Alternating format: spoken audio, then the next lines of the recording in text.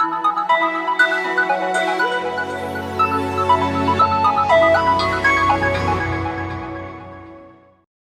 ready. 5 seconds.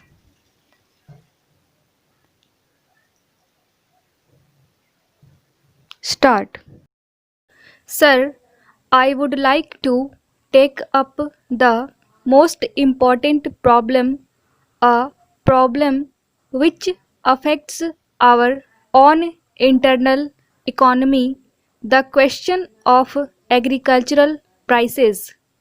I am glad that the President has made some reference to it, but I am not quite satisfied with the kind of importance he has attached in his address to this most vital issue that is facing us.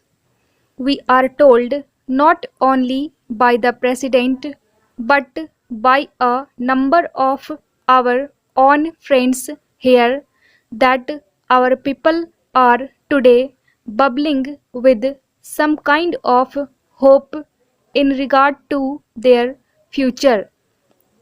And as a matter of evidence to the existence of hope, some of our friends have told us about the enthusiastic audiences that had thronged to the Awadi Congress. But I might as well inform them that today there in that part of Andhra you have got their enthusiastic crowd and gatherings, lakhs of them gathering together. Is it because they see hope in the present agrarian situation? Not because of that. They are gathering together in order to vote.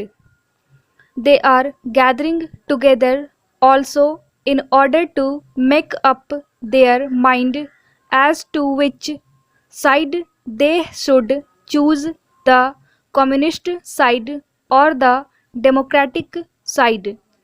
And when they choose the democratic side for their vote, it does not mean that they are quite so hopeful with all that has happened, or that they are so hopeful of what the government hope to do in regard to the agricultural prices and the agricultural situation in this country.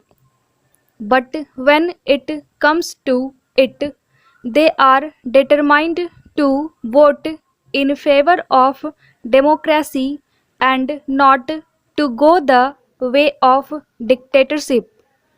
That necessarily means an additional responsibility on those friends of ours here who hold the reins of powers on behalf of democracy.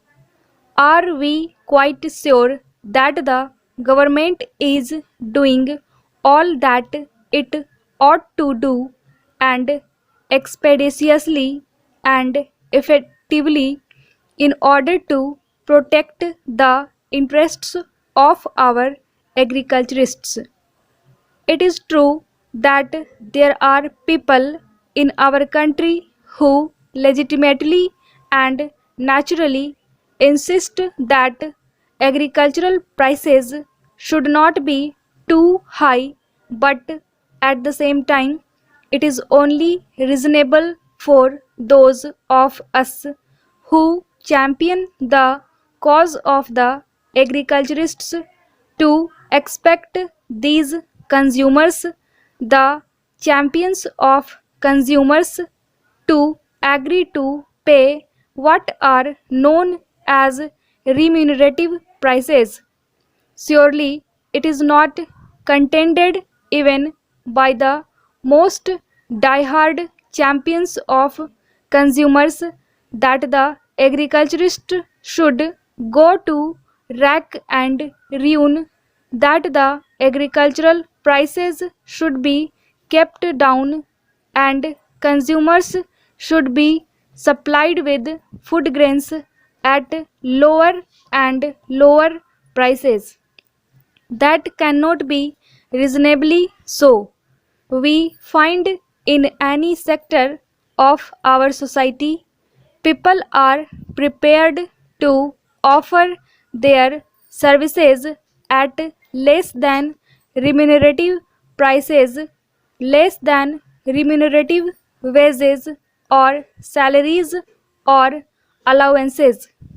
When it is accepted on all sides that clerks should be paid decent salaries, industrial workers should be paid decent wages, and officers should be given proper salaries as well as allowances, then is it not reasonable, sir, for those of us who stand for the percent of the population who depend for their livelihood upon what they get from agriculture, to ask that they should be paid remunerative prices? But, sir, actually, what is happening? There was a time when the government of India used to admit that the procurement price levels which they themselves had fixed were not considered to be thoroughly remunerative.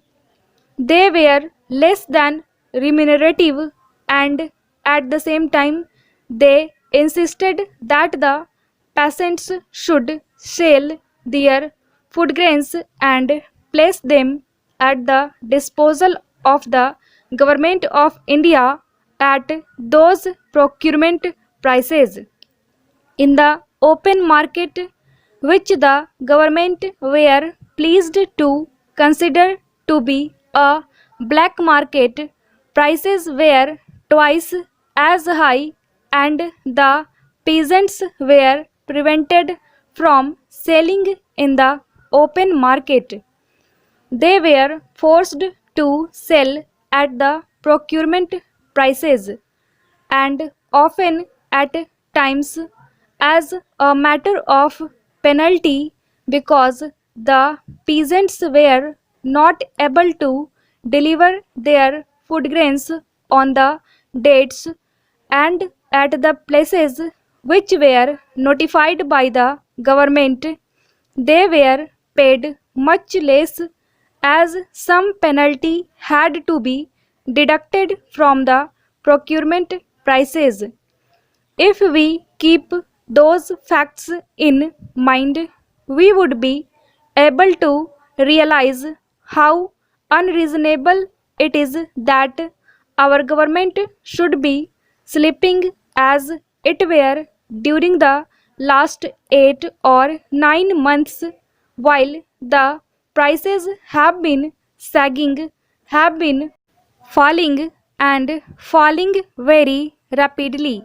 If they were to look into their own statistics, which are not quite satisfactorily collected for all those areas where the depression is having its worst possible effect, they will find, sir, that the prices have gone down by more than 30%.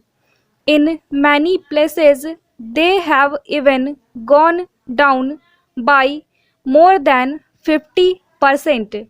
And yet, all that the government are able to offer us today is to tell us that in the case of certain commodities, they are prepared to purchase certain quantities at certain specified prices.